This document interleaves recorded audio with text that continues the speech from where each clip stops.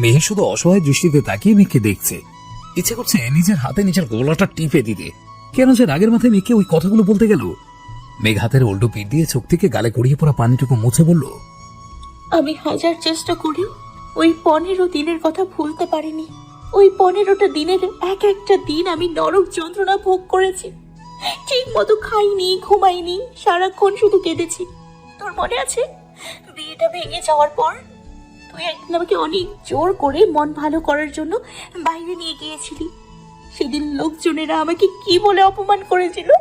আরে যারা আমাকে সবসময় নম্র, ভদ্র, সভ্য মেয়ে বলে আমার প্রশংসা করতে ক্লান্ত হতো না, তারা আমাকে এমন কোনো গালি ছিল না যেগুলো দেয়নি। ওদের বলা সেই কটু কথাগুলো মনে পড়লে আজ আমার শরীরটা ঘিনঘিন করে ওঠে। আমাকে রাস্তায় অপমান করে শুধু ওনারা শান্ত হয়নি, বাড়িতে এসে অবধি আমাকে গালি গালাজ করে গিয়েছিল। সবাই শুধু কয়েকটা এডিট করা পিক দেখে আমার ক্যারেক্টার সার্টিফিকেটটা পুরো বদলে দিয়েছিল। মেঘের কাঁদতে কাঁদতে হিঁচকি উঠে গেছে। বারবার হাতের উল্টো পিঠ দিয়ে চোখের পানি মুছছে। মেহের এসে মেঘকে জড়িয়ে ধরে বলল, সরি রে বোন, আমি বুঝতে পারিনি তুই আমার কথা এতটা হার্ট হয়ে যাবে। আমি রিয়েলি ভেরি সরি। জানিসই তো আমি রেগে গেলে আমার মাথা ঠিক থাকে না, পাগলের মতো আজ করে কথা বলি। সেই আজে বাজে কথা শুনে এত কষ্ট করে কোনো মানে আছে বল? মেঘ একটা ধাক্কা দিয়ে মেহেরকে নিচে থেকে সরিয়ে দিল। তারপর চেঁচিয়ে বলল, hell, don't touch me, don't touch me. তুই আমাকে একটু ভালোবাসিস না। তুইও আমাকে আজকে বিরক্তিকর মেয়ে বললি। ওদের মতো তুই আমাকে সহ্য করতে পারিস না। সবার মতো তুই আমাকে হেট করিস। মেঘের কথায় মিহির একদম হতভম্ব হয়ে গেল। মেঘ যে ওকে ভুল বুঝেছে সেটা ভালো করেই বুঝতে পারছে। নিজের অশান্তি বোনকে এতটা কষ্ট দিয়ে ফেললো, এবার কি করবে ও? কোন মুখে ক্ষমা চাইবে মেঘের কাছে? আর মেঘ কি কোনোদিন ওকে ক্ষমা করবে? যদি ওর ছোট বডিটা ওর সাথে আর কখনোই কথাই না বলে তখন কি হবে? এসব ভেবেই মিহিরের মনে বোনকে হারানোর ভয়টা জেগে বসেছে। মেঘ হিঁচকে দিতে দিতে বলল, ওরা মাম্মামের সাথে তোর সাথে সবসময় কিরকম ব্যবহার করতো সেগুলো আমি ভুলিনি। মাম্মাম একজন MBBS ডক্টর হওয়া সত্ত্বেও ওরা মাম্মামকে জব করতে দেয়নি। আর বাবাইও কিচ্ছু বলেনি, শুধু কাকিমণির কথা চুপচাপ মেনে নিয়েছে। মাম্মামের প্রত্যেকটা এক্সামের রেজাল্ট এত ভালো ছিল, তাও ওরা মাম্মামকে একজন হাউস ওয়াইফ বানিয়ে রেখেছিল। আর সারা দিন শুধু মাম্মামকে খোঁটা দিয়ে বলতো, তোমার এই বাড়ির বউ হওয়ার কি যোগ্যতা আছে। আর মাম্মাম সেগুলো চুপচাপ সহ্য করে নিত, কখনো ওনাদের মুখের উপরে কথা বলতো না। ওদের প্রত্যেকের কটু কথাগুলো আমার মনে গেঁথে আছে, যেগুলো শত চেষ্টা করে ভুলে যাওয়া সম্ভব না। কিন্তু কি বলতো, আমি তো আর তোদের মতো নই যে কথায় কথায় মারামারি করব, ভাঙচুর করব। আমি কাউকে কষ্ট দিয়ে কথা বলতে পারি না। আর বড়দের সাথে তো একদমই বেয়াদবি করতে পারি না। কারোর সাথে যদি একটু রেগেও কথা বলি তাহলে প্রচন্ড গিল্টি ফিল হয়। মনে হয় যেন আমি নিজের অজান্তে কাউকে খুব কষ্ট দিয়ে ফেললাম। খুবই খারাপ লাগে, কান্না পায়। আল্লাহ আমাকে কারোর সাথে রুডলি কথা বলার শক্তিটা দেয়নি। সেটা কি আমার দোষ? এবার তোরা যদি এটাকে ন্যাকামো বলিস তাহলে তাই। মেহের অসহায় কণ্ঠে বলল, সরি বোন, আমার ভুল হয়ে গেছে। এবার কান্না থাম প্লিজ। আমি কখনো আর তোকে এভাবে বলবো না, কোনোদিনও বকবো না। তা প্লিজ এবার কাঁদিস না। মেঘ চিল্লিয়ে বলল, অসুস্থ হলে আমি হব, তাতে তোর কি? আমি মরে গেলেও বা তোর কি? তুই আমাকে একটু ভালোবাসিস না। তুইও আমাকে ওদের মতো অসহ্য কর মেয়ে বলেছিস। আমি আর কখনো তোর সাথে কথা বলবো না, তোর ধারে কাছেও আর যাবো না। আমি এক্ষুনি এখান থেকে চলে যাব। এখানে কিছুতেই আর থাকবো না। তোরা সবাই সবাই খুব খারাপ। কথাগুলো বলে মেঘ দৌড়ে সেখান থেকে চলে গেল। মিহিরও ছুটে ওর পেছনে পেছনে গেল। কিন্তু গায়ে হলুদের অনুষ্ঠান যেখানে হচ্ছে সেখানে এসে এত লোকজনের ভিড়ের মধ্যে মেঘকে হারিয়ে ফেলল। মিহির এদিক সেদিক হন্যে হয়ে মেঘকে খুঁজতে লাগলো। আহানের একটা জরুরি ফোন এসেছিল, তাই ও ফার্ম হাউসের একদম সামনে যেখানে সবার গাড়িগুলো পার্ক করা আছে সেখানে দাঁড়িয়ে দাঁড়িয়ে ফোনে কথা বলছিল। ভেতরে এত মানুষের চেঁচামেচি শব্দে ফোনে ভালোভাবে কথাই বলতে পারছিল না, তাই বিরক্ত হয়ে এই দিকটাই চলে এসেছে। আহান হেঁটে হেঁটে ফোনে কথা বলছিল, তখনই দেখলো মেঘ কাঁদতে কাঁদতে এই দিকেই আসে। মেঘকে এইভাবে কাঁদতে দেখে আহান অবাক হয়ে গেল। দ্রুত ফোনের অপর পাশের ব্যক্তিকে উদ্দেশ্য করে বলল, আমি আপনার সাথে পরে কথা বলছি বলে ফোনটা কেটে দিল। তারপর ফোনটা পকেটে ঢুকিয়ে দ্রুত পায়ে মেঘের দিকে এগিয়ে গেল। মেঘ দৌড়ে গিয়ে আসম রহমানের গাড়ির সামনে দাঁড়ালো। ড্রাইভার গাড়ির সাথে হেলান দিয়ে ফোন টিপছিল। মেঘ নাক টেনে টেনে ড্রাইভারকে উদ্দেশ্য করে বলল, আঙ্কেল, আমাকে বাড়িতে নিয়ে চলুন প্লিজ। ড্রাইভার অবাক হয়ে জিজ্ঞাসা করলো, কেন মামুনি? আমি আর এখানে থাকবো না। কিন্তু কেন মামুনি? তোমরা একটু আগে তো এখানে আসলে, আর এখনই চলে যাবে? আর এভাবে কাঁদছো কেন? স্যার ম্যাম ওনারা কোথায়? মাম্মাম বাবাই কোথায় আছে আমি জানি না, আমি শুধু এখান থেকে যেতে চাই ব্যাস। আহান এসে মেঘের হাত ধরে নিচে দিকে ঘুরিয়ে হন্তদন্ত হয়ে জিজ্ঞাসা করলো, ওরা মেঘ কাছো কেন? কেউ কি তোমাকে কিছু বলেছে? মেঘ চোখের পানি মুছতে মুছতে বলল, না, আমাকে কেউ কিছু বলেনি, আমি বাসায় যাব। কেউ কিছু বলেনি তাহলে কাঁদছো কেন? মেঘ ঝাড়ি মেরে বলল, আমার ইচ্ছে হয়েছে তাই কাছি, আপনাকে বলবো কেন? আপনি যান এখান থেকে, আমি বাসায় যাব। আহান মুখ থেকে বিরক্তিকর একটা শব্দ উচ্চারণ করে রাগী কণ্ঠে বলল, স্টপ ক্রাইং মেঘ। আমি যেটা জিজ্ঞেস করছি সেটার আগে জবাব দাও। তোমাকে কে কি বলেছে? জেরিন, আবিরুল, কেউ তোমাকে কিছু বলেছে? বললাম না আমাকে কিছু বলেনি, তাও বারবার একই প্রশ্ন কেন করছেন? আর আমার কোনো বিষয় নিয়ে আপনাকে এত ভাবতে হবে না। মেঘের কথায় আহান ভীষণ রেগে গেল। ও মেঘের হাত ছেড়ে দিয়ে ওর গাল জড়িয়ে চেপে ধরে চোয়াল শক্ত করে বলল, ভালো কথা বলে তুই কানে শুনতে পাস না তাই না? কখন থেকে আমি একটা প্রশ্ন করতে যাচ্ছি, তুই সেটা জবাব দেওয়ার প্রয়োজনই মনে করছিস না। এত সাহস পাস কোথা থেকে তুই? আহান এত জোরে মেঘের গাল চেপে ধরেছে যে ব্যথায় মেঘের চোখ দিয়ে পানি গড়িয়ে পড়ছে। মেঘ ব্যথা পাচ্ছে দেখে আহান মেঘের গাল ছেড়ে দিল। মেঘের কান্নার মাত্রা এবার আগের থেকে আরো বেড়ে গেল। অতিরিক্ত কান্নার ফলে মেঘের শ্বাস নিতেও কষ্ট হচ্ছে।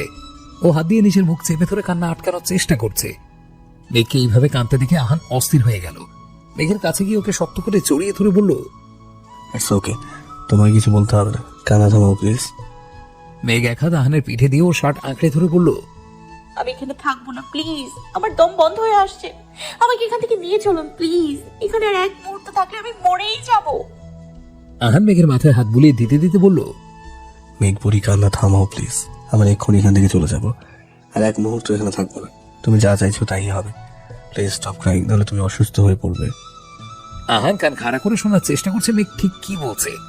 হঠাৎ অনুভব করলো মেঘ নিজের সব ভার ওর উপরে ছেড়ে দিয়েছে, আর কান্নাটাও বন্ধ হয়ে গেছে।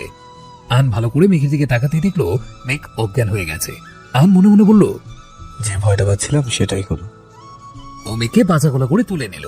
তারপর ড্রাইভারকে উদ্দেশ্য করে বলল, আপনাকে যেতে হবে না, আমি ওকে আমার গাড়িতে করে নিয়ে যাচ্ছি। আর এই বিষয়ে কাউকে কিছু বলার প্রয়োজন নেই, যা বলার আমি বলে দেবো। গায়ে হলুদের স্টেজের সামনের একটা চেয়ারে বসে আছে আহির। ওর পাশেই বসে আছে দিশা। আহির মেসেঞ্জারে চ্যাটিং করছে, আর দিশা ইয়ারফোন দিয়ে গান শুনছে। অভি একটা কোল্ড ড্রিঙ্কস এর বোতল হাতে নিয়ে খেতে খেতে দিশার পাশে এসে বসে।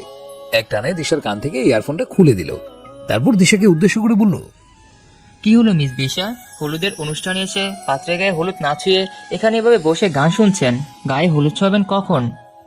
দিশা অভির দিকে তাকিয়ে একটা ভাঁকা হাসি দিয়ে বলল, আমি কি পাত্রের গায়ে হলুদ ছোঁয়ানোর জন্য এখানে এসেছি নাকি? আমি তো এসেছি পাত্রের বোন প্লাস ভাইয়ের বউয়ের সাথে পুরনো হিসেব জোগাতে। মানে? মানেটা না হয় একটু পরেই দেখতে পারবেন।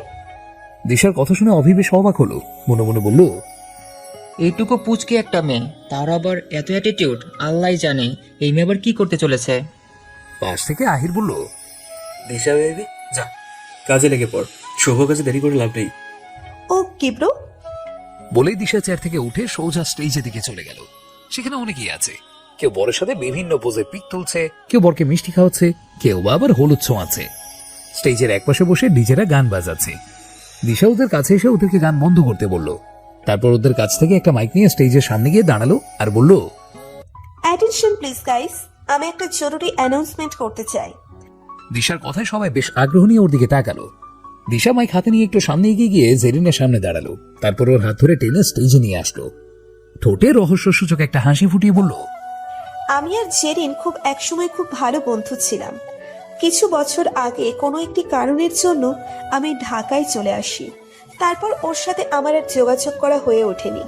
আজকে এতগুলো বছর পর আবার জেরিনকে দেখে আমি যে কতটা খুশি হয়েছি তা আপনাদের জাস্ট বলে বোঝাতে পারবো না। ওকে যে কতটা মিস করতাম সেটা শুধু আমিই জানি। এতগুলো বছর পর আমাদের দেখা হলো, তাই আমি চাইছি আমরা দুজন একসাথে একটা বলিউড গানে ডুয়েট ডান্স করব। দিশার কথা শুনে জেরিন যেন আকাশ থেকে পড়ল। চোখ দুটো রসগোল্লার মতো করে দিশার দিকে তাকিয়ে বিড়বিড় করে বলল, আমি কি কেন ভুল শুনছি? যেই মেয়ে আমাকে দু চোখে সহ্য করতে পারতো না সেই নাকি আমাকে মিস করেছে, এটাও কি সম্ভব? জেরিন কথাগুলো বিড়বিড় করে বললেও দিশা ঠিকই শুনতে পেয়েছে। ও গিয়ে জেরিনকে আলতো করে জড়িয়ে ধরে কানে কানে বলল, এত শক্ট হওয়ার কিছুই নেই বেবিস। তোকে আমি আগে যতটা ঘৃণা করতাম এখন তার থেকেও 100 গুণ বেশি ঘৃণা করি। পাইলে তো তোকে এখনই নিজের হাতে খুন করে ফেলতাম। আর একটু আগে যেগুলো বললাম ওগুলো তো জাস্ট একটু ড্রামা করলাম, দেখালাম ড্রামাটা শুধু তুই একাই করতে পারিস না, আমরাও একটু আধটু পারি। অ্যান্ড বাই দ্য ওয়ে, হেরে যাওয়ার জন্য প্রস্তুত হয়ে যা। জেরিন দাঁতে দাঁত চেপে বলল, আমাকে হারানোর যোগ্যতা তোর মতো লুজারের নেই। আমি সব কিছুতে সবসময় টপে থাকি, আর এবারও আমিই জিতবো। তুই নিজে এটা ডিসাইড কর যে তুই হেরে যাওয়ার পর কোথায় গিয়ে মুখ লুকাবি। দিশা জেরিনকে ছেড়ে দিয়ে একটা ভাঙা হাসি দিয়ে বলে, কাম অন সুইটহার্ট, আমরা দুজন ফেস অফ করছি না, ডুয়েট করছি। আমি যদি হেরে যাই তাহলে তো তুইও হেরে যাবি। দিশার কথায় জেরিন থতমত খেয়ে গেল। সত্যি তো, দিশা হেরে গেলে তো ও হেরে যাবে। জেরিন তোতলাতে তোতলাতে বলল, তো কি হয়েছে? আমি তোর থেকে ভালো নেচে দেখাবো। সেটা তো সময় বলে দিবে। বলেই দিশা সেখান থেকে চলে গেল। মিহির মেঘকে খুঁজতে খুঁজতে ফার্ম হাউসের ছাদে এসেছিল। তখনই দিশার অ্যানাউন্সমেন্ট শুনতে পেল। মিহির বিড়বিড় করে বলল, এইটার মাথায় আবার কি হুজুর পাচ্ছে কে জানে, কিছু আজগুবির কথা বলছে। ও আর জেন নাকি খুব ভালো বন্ধু ছিল। ওর তো জেরিনকে দেখলেই ঝাল লাগতো, এক মুহূর্তের জন্য জেরিনকে সহ্য করতে পারতো না। এক একটা এক এক ধরনের। আর একজন কোথায় গিয়ে বসে আছে কে জানে, এইটুকু সময়ের মধ্যে কোথায় যে গায়েব হয়ে গেল। হঠাৎ মিহিরের ফোন বেজে উঠল। মিহির পকেট থেকে ফোন বের করে দেখলো আহান মেসেঞ্জারে ভিডিও কল দিয়েছে। মিহির ফোনটা রিসিভ করতে দেখলো আহান এক হাতে ড্রাইভিং করছে আর এক হাতে ফোন ধরে আছে। তীক্ষ্ণ কণ্ঠে বলল, মেয়েকে কে কি বলেছে মিহির? ও কাঁদছিল কেন? আহানের প্রশ্নের জবাব না দিয়ে উল্টো মিহির আহানকে প্রশ্ন করলো, মেয়েকে কোথাও দেখেছো ভাই? ও এখন আমার সাথে আছে। আগে আমার প্রশ্নের জবাব দিই, ওকে কে কি বলেছে? মিহির অপরাধী ভঙ্গিতে মাথা নিচু করে তখন যা যা ঘটেছিল একে একে সব বলে দিল। আহান রাগী কণ্ঠে বলল, ওয়াও গ্রেট, খুব ভালো কাজ করেছেন। এবার আপনারা বোনের অবস্থাটা একটু দেখুন। বলে আহান ওর ফোনটা ঘুরিয়ে ধরল। মিহির দেখলো পেছনে সিটে মেঘ নিস্তেজ হয়ে পড়ে রয়েছে। মিহির আতকে উঠে বলল, কি হয়েছে ওর? ও শুয়ে আছে কেন? অতিরিক্ত কান্নার ফলে সেন্সলেস হয়ে গেছে। আমি ওকে আমার সাথে করে নিয়ে যাচ্ছি। কেউ ওর কথা জিজ্ঞেস করলে বা খুশি করে একটা কিছু বললে না, ম্যানেজ করে দিস। আর আজকে যে ভুলটা করলি ভবিষ্যতে এরকম ভুলটা যেন না হয়, তাহলে তোকে দ্বিতীয়বার শাস্তি দিতে আমার হাত কাঁপবে না। বলে আহান ফোনটা কেটে দিল। সারিকা সাইফা দাঁড়িয়ে দাঁড়িয়ে ছবি তুলছিল। দিশা এসে সারিকা সাইফাকে উদ্দেশ্য করে বলল, এই যে টুইন্স, এবার সেলফি তোলা বাদ দিয়ে আসল কাজটা কর। নাচের ভিডিওটা খুব ভালোভাবে করবি, যাতে কোনো এক জায়গা থেকে যেন একটা স্টেপও মিস না হয়। Come on Api, take a selfie. কোনো কিছু মিস হবে না। ইউ নো হোয়াট, আমরা মানুষকে খুব ভালো করেই বাঁচতে। সারিকা দিশাকে উদ্দেশ্য করে বলল, বেস্ট অফ লাক আপি। অভিয়তের কাছে এসে বলল, তোরা সবাই মিলে কি করতে চাইছিস বলতো? দিশা ছাড়ি মেরে বলল, সেটা আপনাকে বলবো কেন, শুনুন সামনে থেকে। যেটা হবে সেটা তো দেখতেই পাবেন। বলেই দিশা গিয়ে স্টেজে উঠল। ওর পেছনে পেছনে জেরিনে উঠল। ওরা স্টেজে উঠতেই সব লাইটগুলো অফ হয়ে গেল। শুধু দুইটা স্পটলাইট এসে ওদের দুজনের উপরে পড়ল। গান শুরু হতেই দুজন নাচ শুরু করলো। দুজনেই বেশ ভালোই নাচছে। নাচের এক পর্যায়ে এসে দিশা জেরিনকে ল্যাং মারলো। সাথে সাথে জেরিন পড়ে গেল আর দিশাও ইচ্ছে করে স্টেজ থেকে পড়ে যাওয়ার নাটক করলো। দিশা স্টেজ থেকে বাইরে পড়তেই লোডশেডিং হয়ে গেল। লোডশেডিং হওয়ায় 2 সেকেন্ডের মধ্যেই জেরিনের চিৎকার সবার কানে ভেসে এলো। আর সাথে সাথে কারেন্টও চলে এলো। কারেন্ট আসতেই বিয়েবারে সবাই স্টেজের দিকে তাকালো। তাকিয়ে হতভম্ব হয়ে গেল। কেউ কেউ তো ভয়ে জোরে চিৎকারও দিল। সারিকা সাইফা দিশা ওরা অবাক হয়ে গেল। যা করতে চেয়েছিল তার পরিণাম যে এতটা ভয়ঙ্কর হবে তা ওরা স্বপ্নেও ভাবতে পারেনি।